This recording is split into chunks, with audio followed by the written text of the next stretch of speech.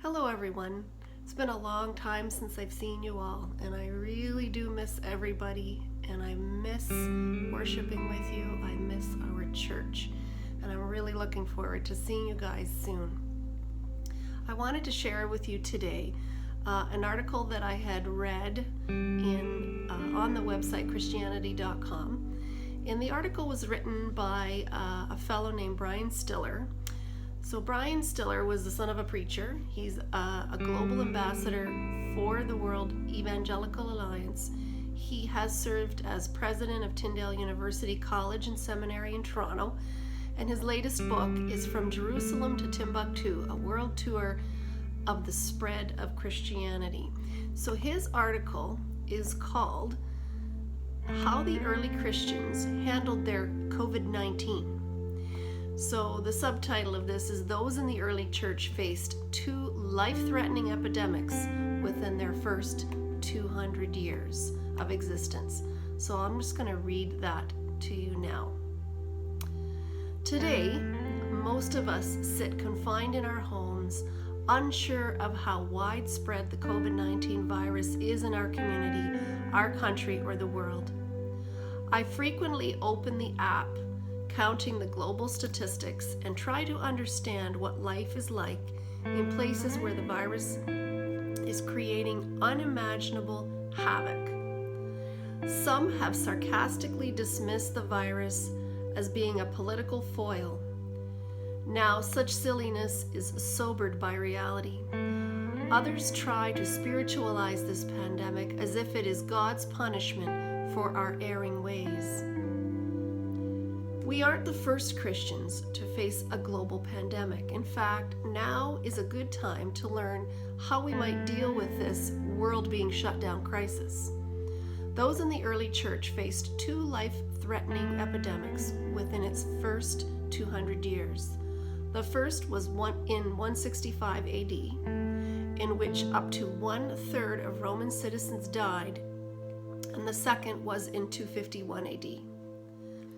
My point in noting these early Christians is for one basic reason, that we will choose hope over confusion, humility over arrogance, empathy over self-interest, faith over fear, so that in recognizing our frail humanity, we will welcome the pervading presence and life of the Spirit to assert God's will over our own distractions, providing us with a different way in which we view and make sense of what, for too many, is an existential reality.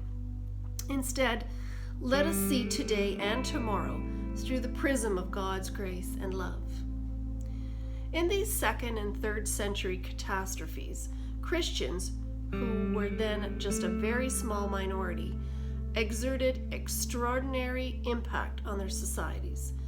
Facing headwinds of human devastation, they wasted no time nor spared personal effort to care for those who were struck down by those deadly pathogens. Sociologist Rodney Stark, in The Rise of Christianity, notes that in the midst of human calamity, the Christian community survived and thrived. He suggests 3 reasons for this. First, Christians laid themselves down, even to death, and comforted those who were dying, bringing solace to those afflicted by the deadly contagions. In so doing, Christians won approval from those who had seen them as a cult or a heresy. With their extraordinary acts of kindness, Christians were then viewed as a caring community and their faith taken more seriously. The first of these massive epidemics was smallpox, it is surmised, during the reign of Marcus Aurelius in 165 to 180. 100 years later, another destructive epidemic hit. It may have been the measles, resulting in a massive loss of life. However, the extraordinary response from Christians contributed to an unprecedented growth of the church. While pagan religions and various forms of Greek philosophy provided a means of soliciting and appealing to various gods, Christians offered as much more satisfactory account of why these terrible times had fallen upon their societies. And they projected a hope and even enthusiastic portrait of the future. Second, Christians bolstered by their faith seem to endure hardships better than others.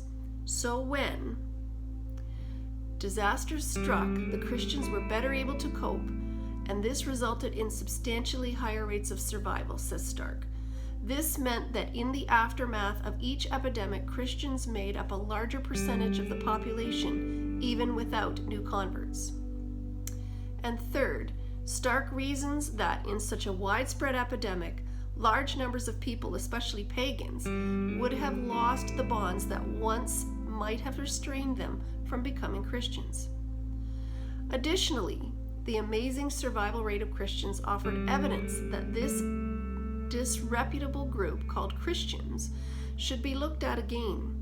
In any case, the numbers of conversions was substantial. Even in those early days, Cyprian, Bishop of Carthage, which is North Africa, in writing about the 251 AD epidemic noted, "This mortality has especially accomplished this for Christians and servants of God, that we have begun gladly to seek martyrdom while we are learning not to fear death." While the world is constrained by fear, we take on a different posture. We observe facts and listen to scientists, those who are gifted to us by God to make us wise. We then take their analysis and see it through the eyes of our eternal and caring God, always framed in hope. I like that, framed in hope.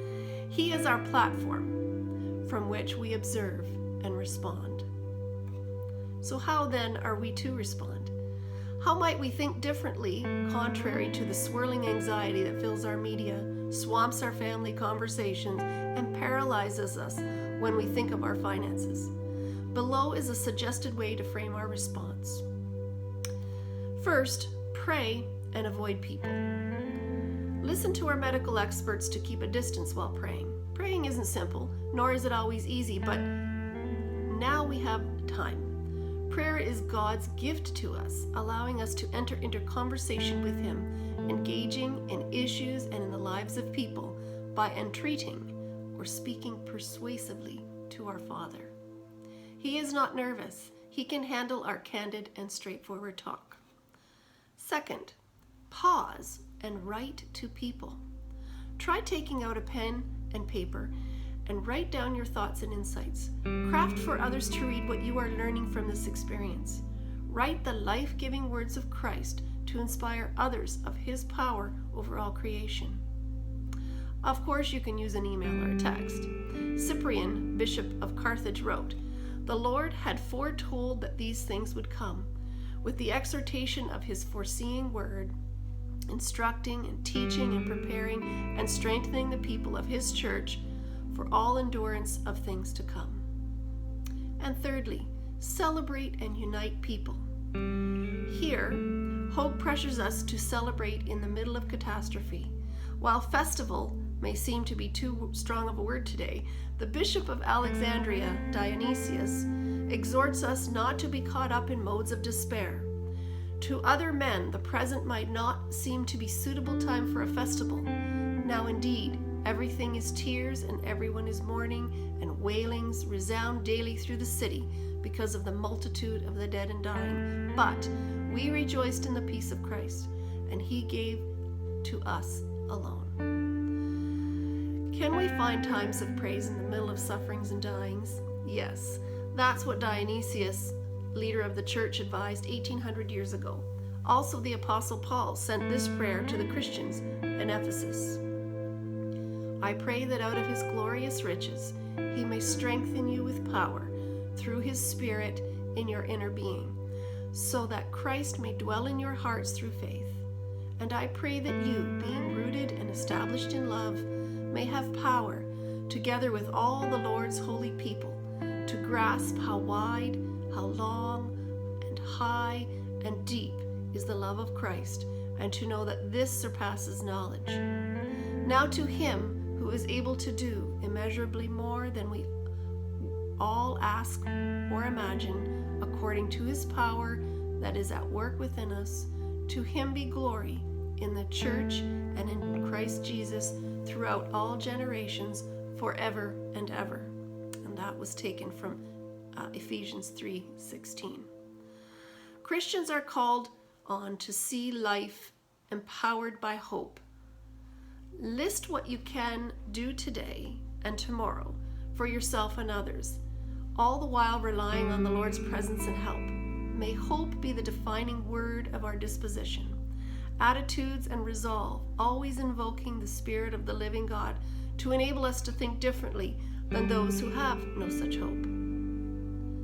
My friend, Dr. Ling, of the Republic of Mauritius, reminds us to contemplate this rainbow which appears above the thick clouds which can obscure our life. Grab hold of this biblical metaphor, the rainbow of hope, and daily set it out in the sky for your living so that you can visualize a new way of seeing today and tomorrow.